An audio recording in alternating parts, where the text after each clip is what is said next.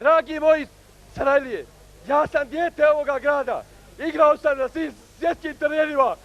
U Brazilu, u Turskoj, u Belgiji, a ovo nikad nisam doživio. Moje srce je vaše. Ja volim ovaj grad.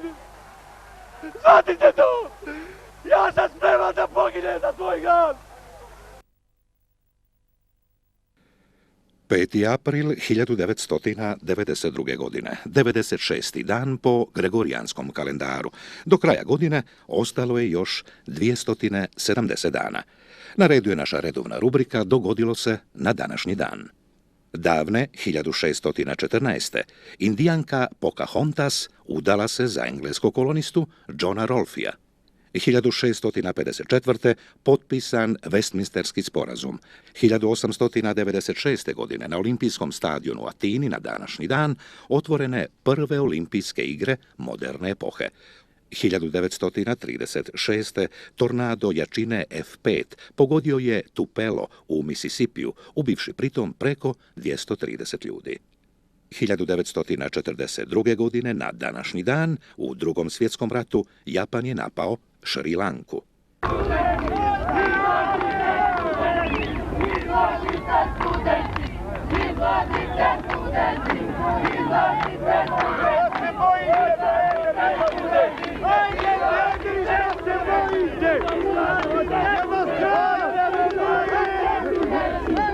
I u jednom momentu smo začuli neku galamu, buku. Malo smo provjerili kroz prozor i ugledali neki 100-tinjak, možda i 200, ja se sad ne sjećam baš dobro, ljudi koji su dolazili iz pravca Dobrinje i pozivali ljude na Lipašinom polju, na Mojmilu, da siđu i pridruže se, dakle, demonstrantima.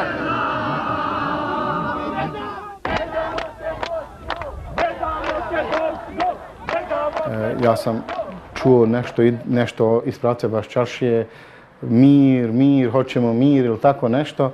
I onda se pojavio, dakle, iz pravca Baščaršije na platoju ispred katedrali gospodin Ibro Spajić. I ja sam odmah shvatio da Ibro tu diže ljude, da će tu nešto biti. I ja sam rekao ovom svom prijatelju Tafre, neka ti je sretan put. Ode ja za Ibrom i ja sam tako krenuo za Ibrom. Pridružio se toj koloni i pitao Ibru gdje ćemo, šta se dešava, kaže idemo pred parlament. To jeste, po našim prvim informacijama, sa Dobrine zaista spontano krenulo. To je bio pokušaj reprize onoga što se desilo 1. marta, kada su ljudi zaista izišli na ulice, potpuno spontano, čitav grad, i to u nekom, čini se, nekom prvi i posljednji put u nekom punom sarajevskom smislu.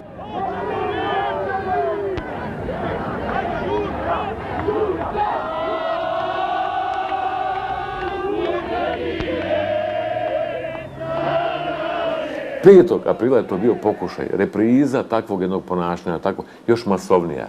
Tu smo nekako kod predsjedništva prilike sreli tu neku malo veću grupu raje koja je vjerovatno s katedrale gore dolazila. Tek kad smo došli pred skupštinu, u principu smo skontali da nešto se opasno tu dešava. Jel? Kako sam se našao na Marindvoru, nisam, ne znam, ali znam da sam tu trebao biti. Kako mi je, čini mi se tada, Pinca ili Jan Beran bacio mikrofon sa reportažnih kola, sa krova, i kako sam ja urliknuo negdje u nebo. Dođite pred skupštinu, ne bojte se svi na ulicu, cijelo Sarajevo, krenite rudari iz Breze, iz Zenice, krenite gladni, ne damo Bose! Partizani živjeli! Ne damo!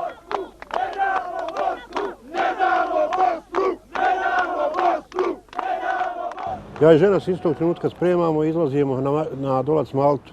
Gdje su krenuli, ne znamo, nego saznajemo usput od učesnika tih koji su krenuli. Evo, narod izgleda kreće prema Grbavici 1. Krenuli su prema Vracama, zaustavili se maltene pred zgradom u kojoj sam živio. Tu je bio taj neki prvi susret sa tim buntom, taj neki adrenalin je počeo da raste u meni. Osjetio sam tu neku potrebu, neku želju da se pridružim njima, da krenim zajedno s njima. Mi smo skontali da tu ima nešto, jel, na vracima, ona policija je bila, ona škola u stvari, jel?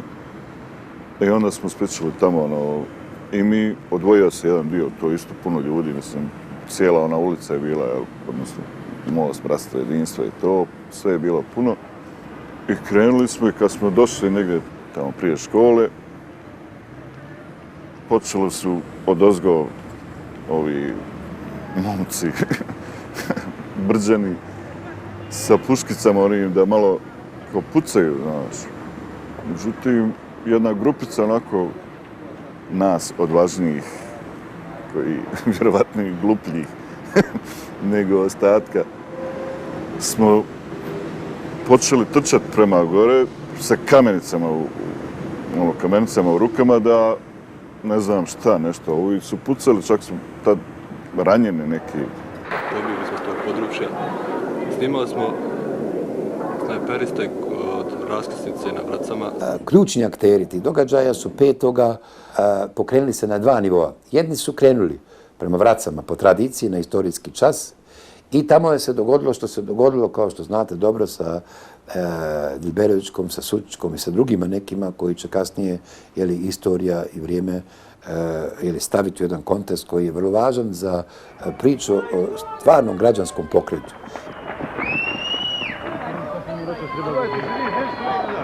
Oni pucaju po rubovima ovih zidova, znači na onoj tamo strani, cijelom širinom do ove kuće koja je izgorila i mi smo bili sakriveni, ja i 2 momaka, po ovom ovdje. Znači oni pucaju po rubovima ovih zidova, a ovdje stoji više stotina ljudi, to je nevjerovatno, svi ruke stavili i govore ubice, ubice. Na ovom ovdje dijelu, kod dimnjačara, evo tu se nalazi ta šljiva, evo vidi se lijepo kako je ona razmaknuta, vratili su se odozgo, dobili su naredbu, stavili su svoje velike, teške mitraljeze i dobili su komandu pucaj u mes. Gore, piči, onda...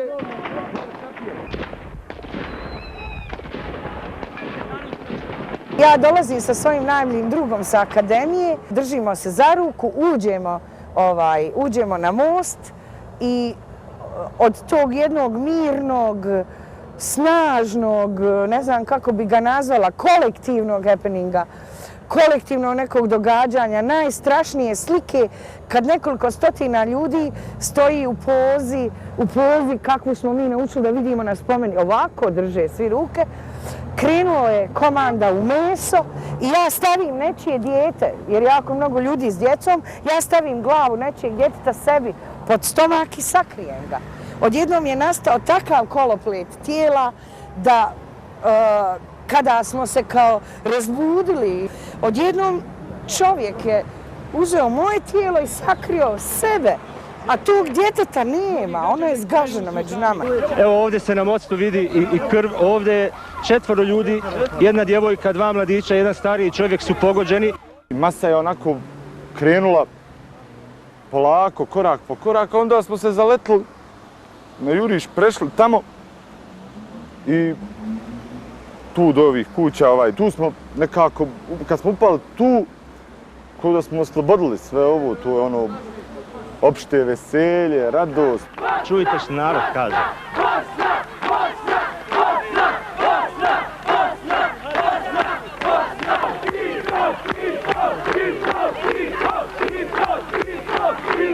Druga stvar, kad su ti događaji kulminirali 5. na 6. Upravo u ovom trenutku vidimo kolonu specijalaca. Gdje kreće, protiv koga kreće? Vidite tenkove, vidite borna kola. Na koga? Neko ih pozdravlja, aplauzi za njih. Konačno se kreće, a se probiju barikade. Pokliči Sarajevo, Sarajevo. Ja nisam imao naredbu da sa specijalnom izađem i da radim taj posao za koji sam bio i nadležan i koji sam trebao sigurno da radim.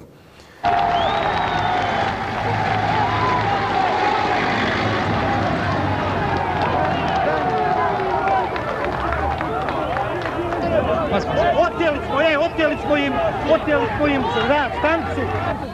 Mi smo došli u priliku kada je počelo se nakon ubistva, ubistava koje sam pomenuo, naših dragi prijatelja, sugrađanki, onda se dogodilo to da su sa raznih strana počeli da pucaju na nas pred parlamentom.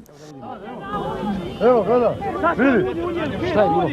Ništa, išli na barikad, pucaju tamo. Pucaju, jeste, pucaju, izgrobno, pucaju. Jedno 30 i... Nema da računa ko puca ako ne puca. Evo, gledajte. Sve su taksi odveli. To je to. Ja sam znao da se nešto strašno desilo i onda smo pred parlamentom saznali da je Rahmetli Suada Diliberović poginula i još jedna osoba, Olga Sučić.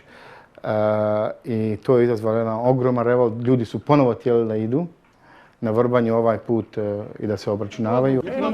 Sađida Jerlagić, novinar RFI-a iz Pariza, došla je ovdje u Sarajevo. Da, došla sam na sve manifestacije za mir, sam išla u Parizu. Nisam ni jednu propustila, ali ovo nigdje nema. Došla sam, velim, čim sam vidjela na televiziji. Preko televizija, radio, svaka vam čast. Odmah sam krenula na manifestacije, ali ovo vidjela nisam. Da na Goloruk, ovo se zove Goloruk narod, a ne onaj za koji kažu da je Goloruk tamo, koji je naoružan do zuba, za kojeg tvrde da je Goloruk narod. Ovo je na Goloruk narod. Međutim, vrata parlamenta su bila zaključana. Ispred, sjećam se, bio je Rahmetli Abdullah Konjicija, koji u to vrijeme je bio predsjednik parlamenta ili sekretar parlamenta, i bilo je osiguranje. Vrata su bila zaključana, međutim, napetost kod ljudi je rasla i ljudi su odlučili da uđu u parlament. Već se ta vrata počela malo da drmaju i pred takvim vjerovatno argumentima gospodin Konjicija je popustio i otvorio vrata i rekao: bujrum narode, uđite, ovo je narodni parlament. Parlament se ušlo tako što su razbijena vrata parlamenta. Ja sam održao prvi govor, pozvao sam televiziju da prati cijeli taj događaj, da ne bude nikakvih interpretacija različitih drugog pristupa, da dakle ljudi imaju pravo na javnost. S druge strane, pozvao sam ljude da učine odgovorni vladu, a da legitimno predsjedništvo Bosne i Hercegovine, rekao bi u jednoj posebnoj situaciji, dočeka odluku Evrope o priznavanju rezultata referenduma Bosne i Hercegovine.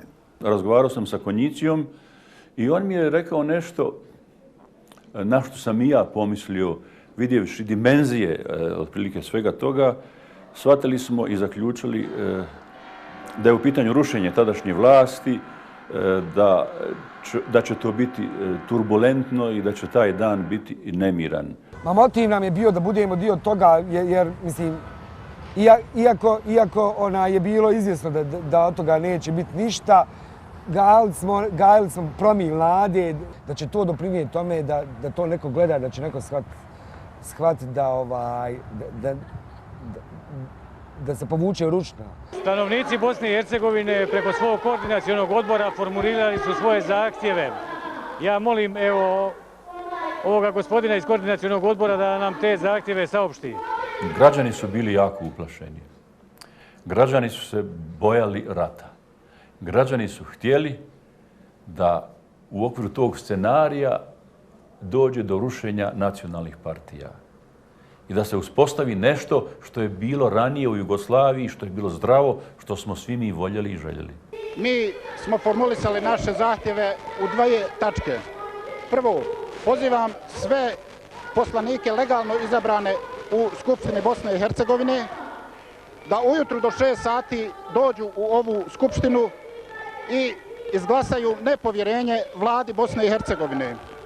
Istovremeno da formiraju vladu prelaznu, odnosno vladu nacionalnog spasa.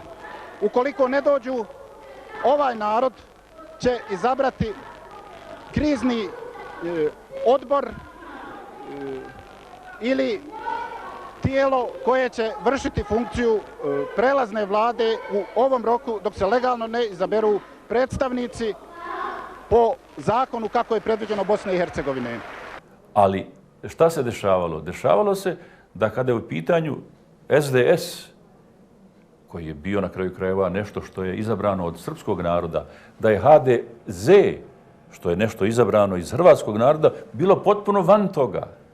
Šta se moglo desiti? Moglo se desiti da se sruši SDA, koja je bila za Jugoslaviju, za zdrave odnose.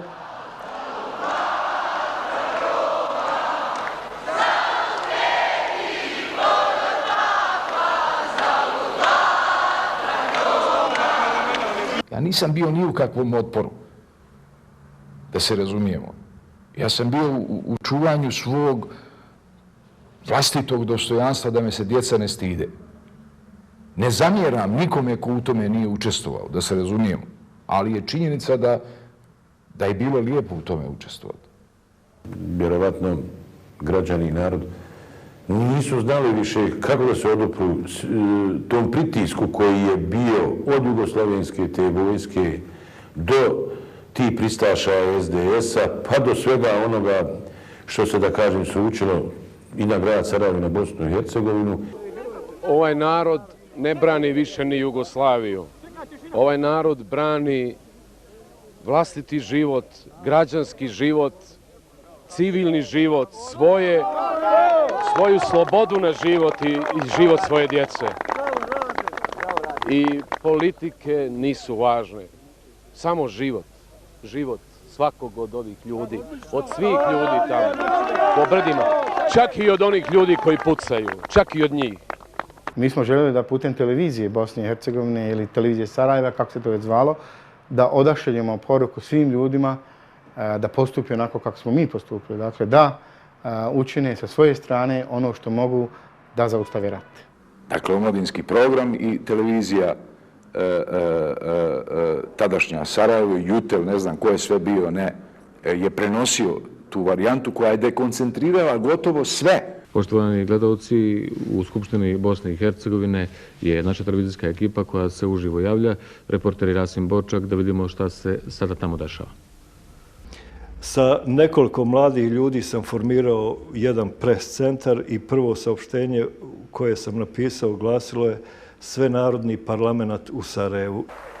Ono što nam je sada urgentno potrebno, najhitnije, oni koji možda stanuju ovdje blizu i koji bi možda mogli pomoći, ili oni koji namjeravaju da dođu, jeste da nam treba jedan radio TV prijemnik, da slušamo vijesti, ili oni možda koji imaju, jer ovaj koji smo imali je crko, ili najbolje što bi bilo televiziju. Ako imaju ovdje u blizini, da donesu, molimo. Dakle, Svenarodni parlament kao Svenarodni parlament je bila zdrava reakcija ljudi na sve ono što se dešavalo pod vodstvom JNA i Slobodana Miloševića.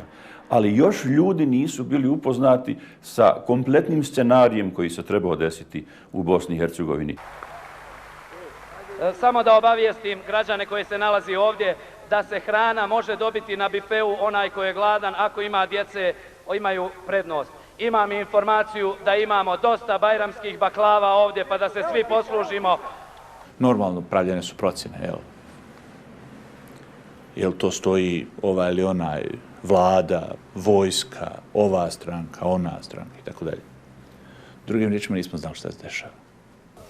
Poslanici smatraju da je neophodno da Skupština Bosne i Hercegovine bude u stalnom i svakodnevnom zasjedanju da bi donijela sve potrebne akte i propise, ocijenila uzroke i odgovornost za agresiju, secesiju, te poziva sve poslanike koji nisu prisutni da odmah dođu u Skupštinu radi donošenja ovih akata. Onda smo čuli da su se pojavili valjda pravi parlamentarci koji su došli, koji su bili parlamentarci koji su izabrani na prvim izborima. Ne znam da li je neko od njih pokušao da dođe ili da govori, da se obrati. Mislim da nije imao šanse nikakve. Ja se sjećam da sam otišao bio na taj sprat gore, da vidim, da razgovaram s njima. Međutim, reakcije njihove su bile ljutite. Gospodin Safet Isović je bio tu i drugi koji su rekli šta vi radite, radite puč, mi smo legalni parlament. Mi smo rekli opet, mi smo mirovni pokret. Obično na sastancima nekih vlada, stranačkih rukovodstava, menadžmenta neke ozbiljne firme, neko od ovih mlađih obično nešto predloži i misli da je pametan. I onda onaj koji je šef, koji ima malo više iskustva, kaže super prijedlog, odličan, ti zadužen za... Tako da sam ja očigledno bio premlad i prepametan u cijeloj toj gužvi, a Nijazi bio pravi šef, jel? On rekao, odlično, pošto ti to predlažeš, najbolje da ti odeš. Ja molim, dakle, književnike svoje kolege, molim profesore, molim nastavnike, molim učitelje, Molim sve ljude koji znaju šta je ljudska duša i bol u ljudskoj duši da se pridruže ove noći vama ovdje. Živjeli i izdržite.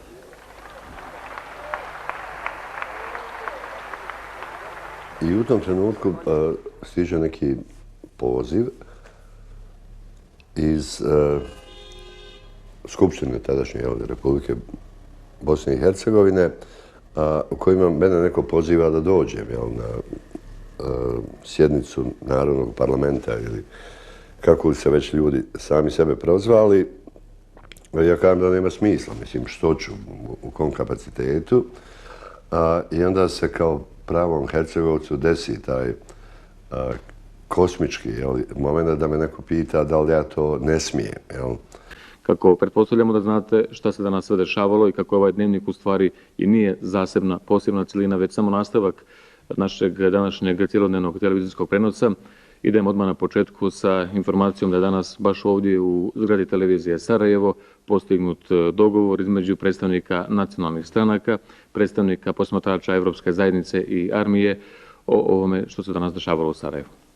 Mnogi od nas su pratili događanja koja se tada dešavala u našoj zemlji. Današnjem mitingu prethodio je odlazak desetina autobusa sa rudarima Krijeke put Sarajeva. Bio je praćen upisivanjem građana u knjigu kojom se traži spas naroda Bosne i Hercegovine. Istovremeno na centralnom gradskom trgu više od 10.000 Zeničana, đaka, studenata, radnika, željezare, rudnika, penzionera i drugih građana okupilo se na mitingu podrške miru. Prvi govornik na skupu, lider Reformske stranke Srbije Vesna Pešić, istakla je da su u Bosni i Hercegovini mase ljudi žrtvovane i da se ne smije dozvoliti da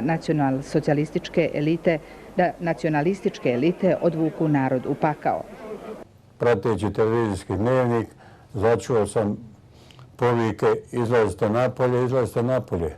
Izašao sam baš da vidim šta se dešava i vidio sam na ulici već skupilo se dosta svijeta koji su već išli. Obišli smo dva kruga kroz skakanje, naroda se još više skupilo. Evo onda smo otišli u centar Transu da nam došli smo u stvari, prvo smo došli ovdje pred školu, tada je bila Ivo Lola Ribar, na plato, skupili smo se, otišli smo onda gore u centar Trans da vidimo da dobijemo autobuse, da se ide odmah tu već je u Sarajevo. Međutim, oni su nam udavali. Onda smo otišli gore kod SUP-a, tražili smo da nas prati milicija. I to se tako organizovali i ta grupa otišla u Sarajevo.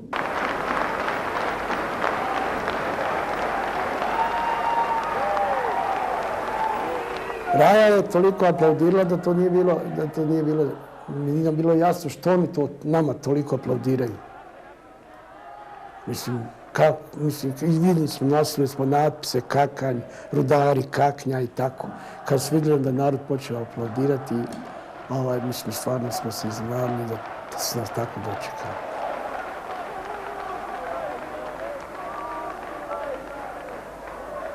Ušli smo u salu Skupštine, tu se izabralo predsjedništvo, koliko se sjećam, nacionalnog spasa. Iza toga su se i dalje smjenjivali govornici, pjevale se pjesme.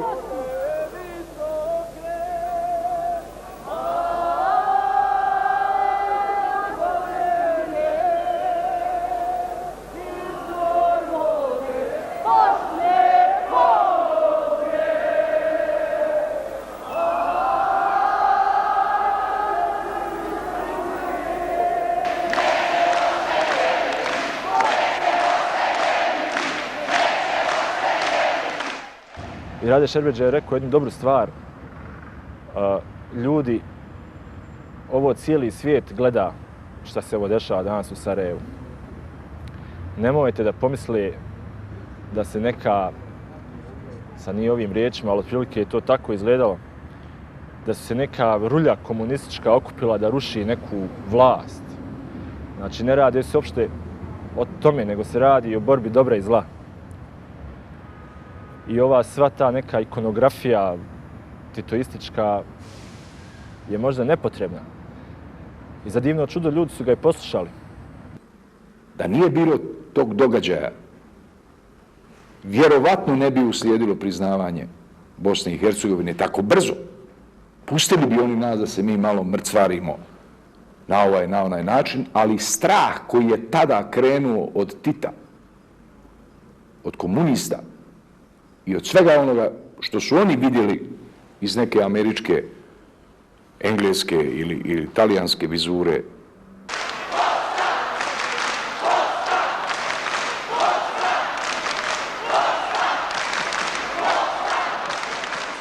Da je u nekom tekstu Kusta rekao da se sjeća da sam došao u farmerkama i u Vijetnamke, glumeći nekog šezosmaša, hipija i tako dalje.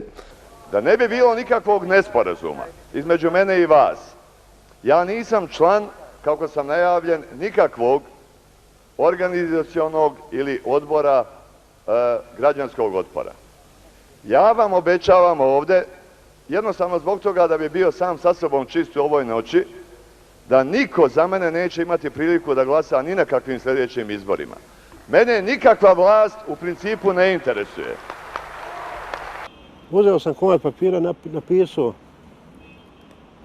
nekakve teze sebi, da ja se javim za to. I napisao sam 5 teza. Sad ću parafrazirati, ne znam, davno je to bilo. Znam da prva mi je teza bila da se odmah uvede vanredno stanje, da se stavimo pod zaštitu Ujedinjenih nacija, protektorat da se uvede, da se raspuste nacionalističke partije koje okupljaju, da se zabrani rad bilo kakav politički narednih 5 godina, da se posle 5 godina prvi izbori u takvoj Bosni i Hercegovini odnosu. Večeras sam donio nešto što je spremila Srpkinja za Bajram. Nije kome je namijenjeno, nego kome je suđeno. Oni koji su trebali da jedu ovu baklavu nisu mogli da dođu večeras kod mene, pa sam odlučio da je dam onima kojima mogu da je dam od sveg srca. Uspostavljeni su neka tijela, neki organi, ali je problem što je taj otpor bio, kako bi rekao, spontan u egzistencijalnom smislu. Koliko je ovdje svijeta prodefilovalo za ovu godinu dana parlamentaraca? Kako su oni ponašali? Gurali su nas u budalaštinje. Zar nismo živjeli tolike godine i nismo se prebrojavali? Niko se nije znao ko je i šta je. Kakav je to način? Ljudima je jednostavno bilo dosta nam je više vas, nacionalista, neću više da vas, ali bez ikakve, kako bi rekao, organizirane strukture koja bi mogla da posluži kao alternativa. Nakon toga mi saopštavaju da je izabrano predsjedništvo. Prvi put sam čuo taj termin svenarodni parlament, da se to proglasilo. Predsjedništvo, 5 ili 6 ljudi da je u to predsjedništvo ušlo i da su mene stavili u to predsjedništvo. Pa to mi je bila i čast, ali nisam ni znao šta bi to predsjedništvo trebalo raditi. Ali eto, prva mi je dužnost bila da presjedavam tom jednom sjednicom dok su oni povukli tamo da dogovaraju šta će raditi. Pa znam da sam nešto bio zabrljio, da je tu bilo svakakvih govorancija, ideja, razumijem, pa su me kasnije povukli, nisu mi dali više da učestvujem u tom radu. Siguran sam da je tu bilo nekoga koji je sa šibicom hodao okolo i palio i guro i zvao Motorolom i rekao hajde ti kreni vamo i onaj tamo i tu pali kameru, de javi našima i tako da. Sigurno je toga bilo. Ali to što se desilo nakon 24 sata, to je prevazišlo te koji su to probali da organizuju.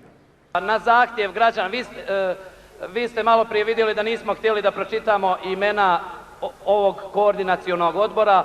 To je bio samo razlog da niko od ovih ljudi ne želi političku slavu, ne želi da se ističe, ovo su samo predstavnici građana. Proveli smo tu 2 dana uglavnom slušajući Rolling Stones, odnosno pjesmu Angie. To je jedina pjesma koju je Samir imao na diktafonu snimljenu, pa smo bili prisiljeni da slušamo to ili da slušamo u skupštinskoj sali političare koji su izlazili jedan za drugim i govorili neke stvari koje se nama u principu nisu sviđale. Dragi sugrađani Sarajeva,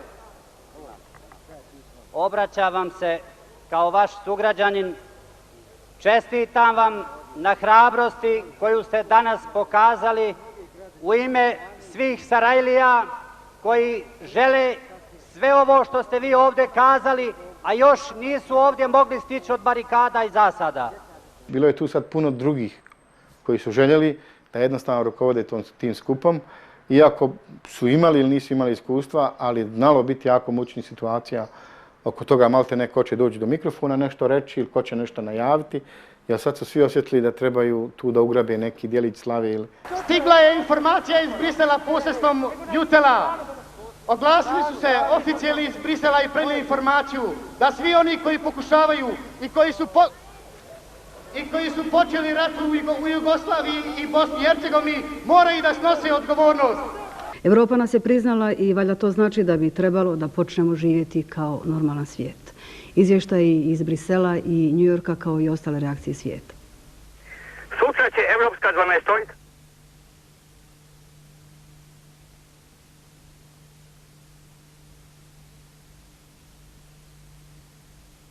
Kad sam ja čitao taj proglas, došao je Nijaz Duraković sa nekom svojom zaštitom, neki dječaci sa mašinkama, on se tresao ko prut, održao jedan vatreni govor u kome jednostavno nisi mogao da vidiš šta se zapravo hoće. Mnogi se ljudi razočarali zato što su očekivali da će on stvari doći tamo i to reći hajmo. Da će on uprijeti prstom i reći idemo vamo. On to nije uradio. Ja sam čekao sada da ljudi kažu šta dalje, kako će sada. Međutim, oni su toliko bili opsjednuti i fascinirani tim aplauzom koji je Zlatko Nijaz Duraković dobio na tom skupu od ljudi, da su se jednostavno time zadovoljili. Dakle, Izetbegović je u to vrijeme bio izraz demokratski izabrane vlasti. Izetbegović je kao Izetbegović bio karizma kojoj su građani vjerovali. Nisam morao da dođem ovdje. Nisam morao da dođem. Nisam morao. Povukla me želja da dođem ovdje među vas. Niko me nije natjerao. Jedni su smatrali da do toga nije trebalo da dođe, da ipak Alija Izetbegović na pravoj strani. Drugi su smatrali da u ovom momentu ne treba ići ni na tako fine podjele između više zločestih i manje zločestih dečkija političara. I ja sam, sjećam se, uzeo riječ, kao gospodin Izetbegović je ovdje među nama, član predsjedništva Bosne i Hercegovine, međutim on je ovdje došao da se obrati kao građanin, tako sam nešto govorio, pokušavajući da nađem način da ipak gospodin Izetbegović govori, dakle, izbjegavajući njegovu formalnu funkciju, jer kao, eto, nećemo mi više političara. Zlatko, kao građanin, nek se obrati kao građanin.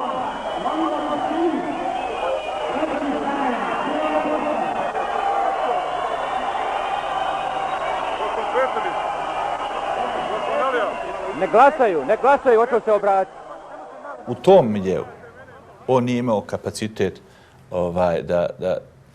da postane lider kojeg će iznijeti na rukama. Dragi moji građani, ima pravo ovaj što kaže da nisam došao kao predsjednik Republike. Ja sam došao kao građanin i jedan od vas.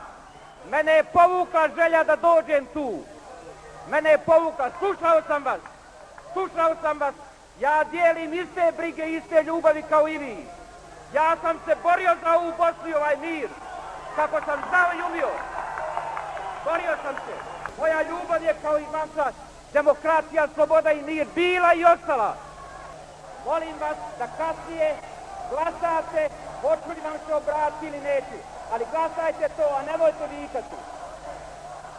I onda smo mi kao, hajmo mi sad da sjednemo u tu salu gdje je to predsjedništvo. Tu su bili svi ovi opozicioni, bio sam i ja. I gospodin predsjednik, ja sam rekao, gospodin predsjedniče, stvarno mi je žao, ali vidjeli ste alarma, šta sad da radimo? Među nama je bilo oni koji su gospodinu Izetbegoviću sugerirali da se više ne obraća, da bi možda njegovo obraćanje djelovalo kontraproduktivno. Nije on usrećen bio taj koji je vodio dijalog, vodili su dijalog drugi. Mislim, on je bio dovoljno pametan čovjek da ne treba on da se raspravlja sa 20 ljudi, mislim. Šta sam rekao, hoćete da... On je vrlo bio, djeluje čak vrlo relaksiran, ako hoćete ja ću govoriti, ako nećete, pa šta sad. Tako da, mislim, nije tu bilo neke spektakularne drame s njegove tačke, ili što bile drame među drugim. Nisam došao da govorim, ali ste me prozvali i imam pravo kao građanin da kažem ovdje. Jer ja volim Bosnu kao i vi što je volite. I stalo mi je, mislim, kao i vi. Bosna, da. Bosna.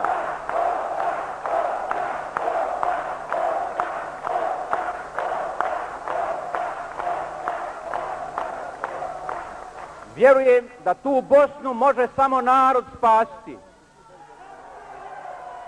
Ja, dakle, odavde, kao posljednji građanin, kao pripadnik tog naroda, pozivam ovaj narod da stane u odbranu Bosne. To je sve što sam htio da vam kažem. Nije važno, ne treba postojati ni SDA, ni niko. Treba da ostane Bosna slobodna i demokratska Bosna. Slobodna i demokratska Bosna. Jedinstvena, nedjeljiva Bosna, građanska Bosna. Bosna u kojoj će biti slobode za svakoga. Ja sam za to, vjerovali vi to ili ne vjerovali. Hvala vam velika. Ja sam iscrpio svoje 2 minute. Hvala vam velika. Živjeli. Pa mislim da je kulminacija bilo to kad je Vikić došao. Da je to bila kulminacija, da je to u stvari bilo to što su ljudi tražili. Sklonite se. Ja molim sugrađane Zbine da se malo sklone, imamo goste ovdje. Oni hoće da vide državu. I imaju još jedan poseban motiv, a to je hoće da vide jaku državu. Hoće da vide sposobnu državu. Poštovani građani, ja sam Dragan Vikić, komandant specijalne jedinice MUP-a BiH. Dragan je mogao to veće postati predsjednik, što se tiče energije među ljudima.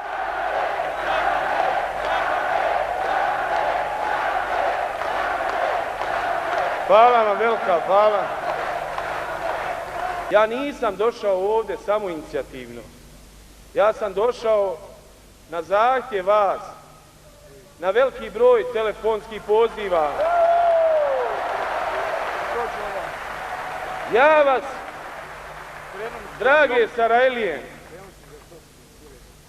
molim, preklinjem vas, da je jedina snaga u narodima naše Bosne i Hercegovine, i Srbima, i muslimanima, i Hrvatima, da zaustavimo ovo zlo, da ne dozvolimo da se desi ono što se desilo u Hrvatskoj. Da nas ne dijele. Ja znam da je taj neki tamo skup ljudi pravi vladu nacionalnog spasa, jedinstva, spasa i tako da. Čak su mene nominovali tamo i za ministra unutrašnjih poslova i tako dalje. Međutim, ja se nisam tamo nikad odozvao i nisam htio da učestvujem. Ako je ta skupina ljudi ovaj dio što govorim u Šibcu upala, svaka im čast i dobro su stvar radili. Oko tog nacionalnog jedinstva nisam im razmišljao oko te vlade koja mi bi bila izovrana, nego se jednostavno bi se instalirala nekako. Kako se mogla instalirati u to vrijeme nekom silom oružjem?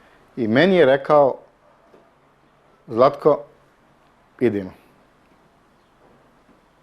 Ovo nije nešto u čemu mi dalje treba da učestvujemo. Ovo prerasta u politički skup, ovo prerasta u principijelnu, neprincipijelnu borbu između političkih stranaka i to je nešto što u čemu mi ne treba da učestvujemo. I gospodin Spajić mi jednostavno rekao, ti ostani, ja idem, ali ako ostaneš, zažalit ćeš. Pokazalo se zapravo da ta mirovna energija koju smo organizovali zajedno sa drugim organizacijama iz drugih gradova Bosne i Hercegovine, sa drugim ljudima koji su posvećeni bili građanskoj inicijativi, građanskim slobodama i tako dalje, uz puna ljudska prava i slobode, rezultirali time da su se godinama nakon tog događaja 5. ljudi odricali da su uopće u tom učestvovali. Večeras se na području ove opštine uvodi policijski sat i to od 22 sata večeras do 5 sati ujutru. Da čujemo još neke vijesti?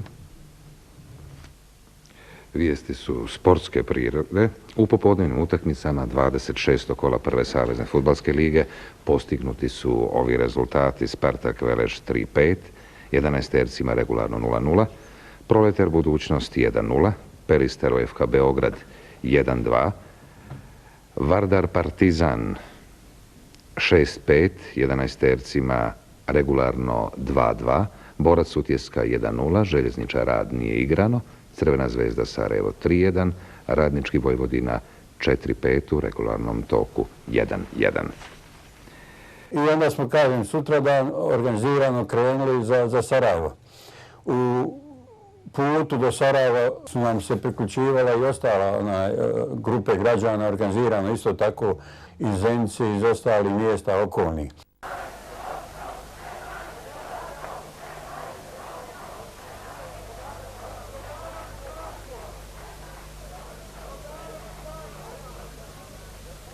Sve nas je više ovdje, dolazi narod Bosne i Hercegovine da konačno kaže šta misli o ovoj vlasti.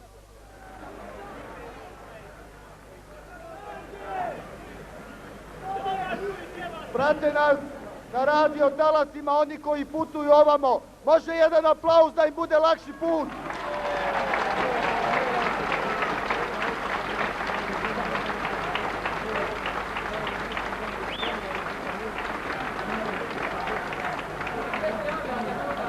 Ja sam kao novinar tada bio potpuno ubijeđen da će to oboriti legalnu vlast. Ja sam mislio da je to oboreno. I ja mislim da je to bilo oboreno. Ja mislim da su tada otišli sa vlasti, SDS je otišao u šumu, u brda, na Pale, HDZ je pobjegao u Hercegovinu, ovdje je ostao SDA na vlasti.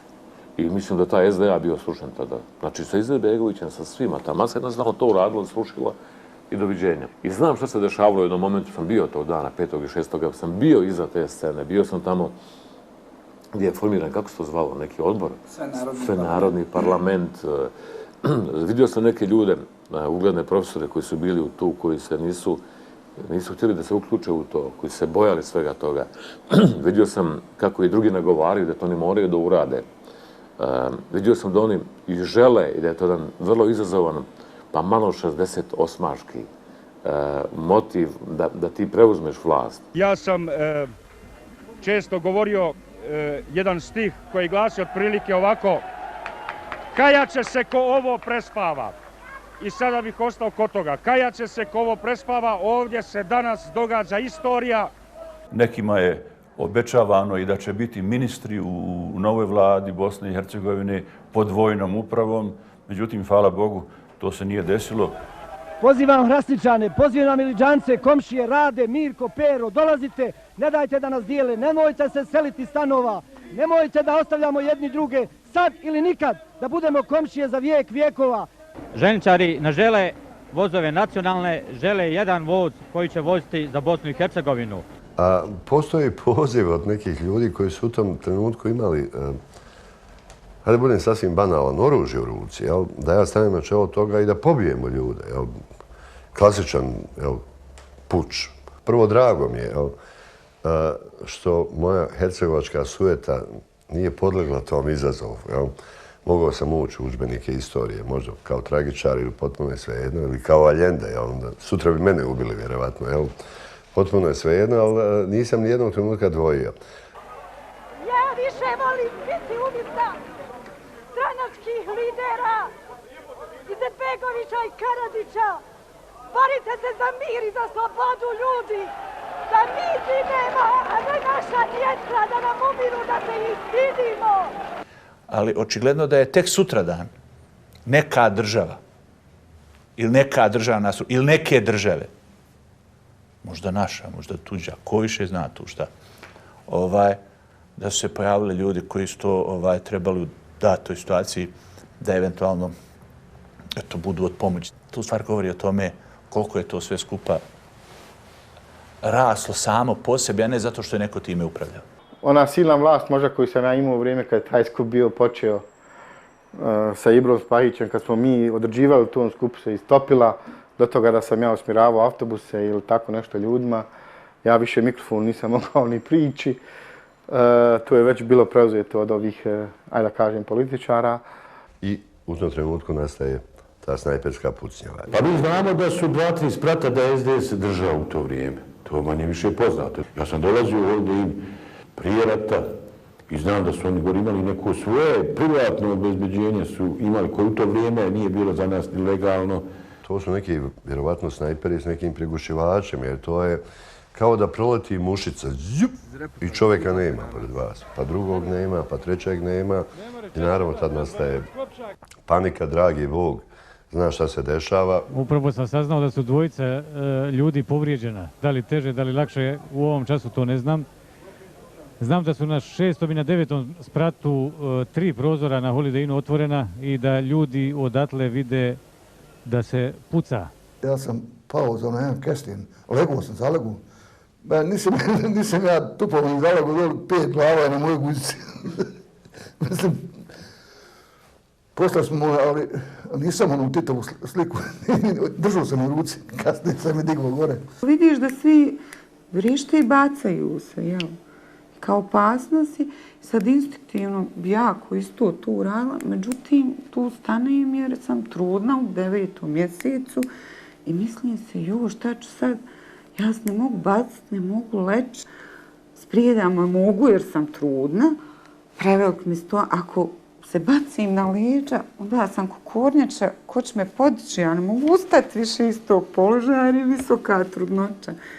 I rudar, ne znam iz kojeg rudnika, u opremi za ulazak u jamu stoji i drži zastavu, dok snajperi okolo pucaju, pokušavajući da zaplaše 50.000 ljudi koji su zalegli ovdje preko cijele ove ulice. Međutim, onog momenta kad se počelo pucati, samo je ta lica su nekako promijenila se totalno. To je više preraslo iz onog ushićenja, je to lagano prešlo u strah. Hvala svima koji su došli u ovaj grad da ga brane zajedno sa ovim Sarajlijama, jadnim i napaćenim, kojim očito neljudi uzimaju svoj danak u krvi. Ljudi su krenuli, koliko ja vidim, goloruki, evo plješću onim, da kažem, ubicama, jer ja jednostavno nemam drugi izraz za takve neljude.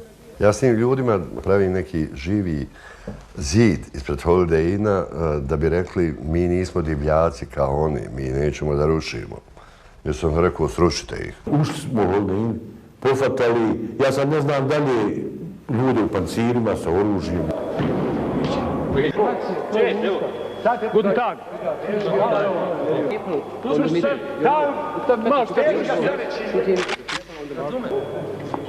Momci, to treba kvalitetno vezati, onaj tamo u bravu nije dobro vezan. Znaš ko nam je to mislio? Pomoćnik našeg sekretara za narodnu odbranu. Kad su i Nuni vodili, ja sam osjećao da oni su po meni, da je to bila nekakva najveća bijeda. Ima oružje, ima vlast, ali kad je izgubio oružje, kad ga onaj vodi tamo između onih melke, raje, mase, mislim da se nije osjećao osjećao se bijedno. Ja, kad su oni nije izgledali, ja sam mislio to su Bog zna kakvi ljudi, ma nije, to su sve djeca. Oni koji su htjeli da dijele, oni koji su htjeli da drže grad u okruženju, znali da bez krvoprolića ne mogu postići svoj cilj. I to se i desilo. To je bio najveći koncentrat građanskog bunta koji se ovdje desio. A nije bilo tog građanskog liderstva koje je to pokupilo. Ta događaj je sam o sebi iscurio. On je bio postao dosadan. Tamo se to u Skupštine pretvorilo u smeće. Tamo su ljudi spavali danima, tražili neku pravdu. Znači, sav taj haos je dobivao veći besmisao. Naprijed tu kontru rečenicu. Dobivao veći besmisao sa dužim boravkom u toj Skupštini. I to na kraju se pretvorilo u odnosu na prvi dan, na polazak iskrene grupe ljudi sa Dobrine prema parlamentu, da nešto tijelom uradi, da kaže neku parolu od tog nekog tako fino, nekog patriotskog, iskrenog, ljudskog, časnog poteza do kraja parlamenta u ta 2-3 dana, pa to je događaj nebo i zemlja, to su dva potpuno drugačija događaja. Dragan Vikić je tada pozvao građane i veliki broj građana je krenuo za njim, trčali su za automobilima prema domu policije da bi dobili eventualno oružje, da bi išli braniti Sarajevo. To je po mom mišljenju prevagnulo. Do tada su ljudi čekali, ljudi su bili dezorijentirani, mislili su neće biti, pa svake viko, pa prvo politika je govorila nema rata. Pa je govorila nema za rat treba dvoje, pa treba znam nija što treba i tako dalje. Tako da su ljudi bili, pa onda vidimo, gdje će komšija na komšiju, gdje će ovaj na ovoga, ma neće to biti. Taka je klima stvarna, zašto? Ta je klima dobra što se tiče Kosa. Jer takvu je klimu trebalo stvoriti, takvu je klimu trebalo održavati. I držati gro ljudi na stand-byu da miruju. Što znači da je taj datum bio paljenje fitilja, da ti ljudi, te patriote shvate da je kucnuo čas ili braniti svoje dostojanstvo, braniti svoju domovinu ili kleknuti. Nisu ni znali u šta idemo nakon toga, ali su znali da to u što idemo je vrlo blizu velikoj katastrofi.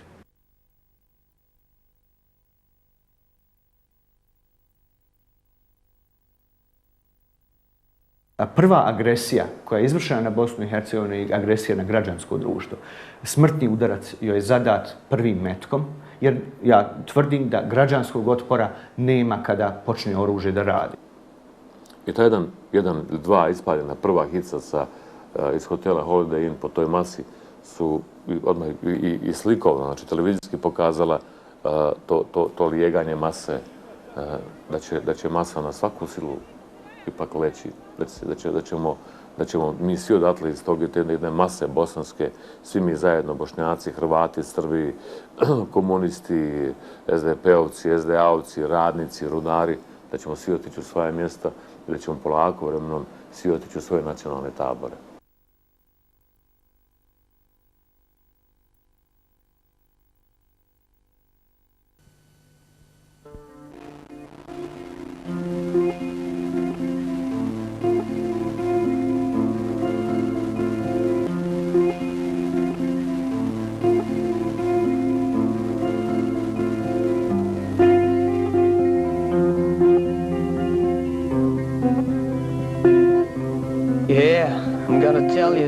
Story about me and a girl. Yeah, it's a sad story. It's so fucking sad when you love somebody and she just doesn't care. And then you get this feeling in your head. It aches, it pains, it hurts. It's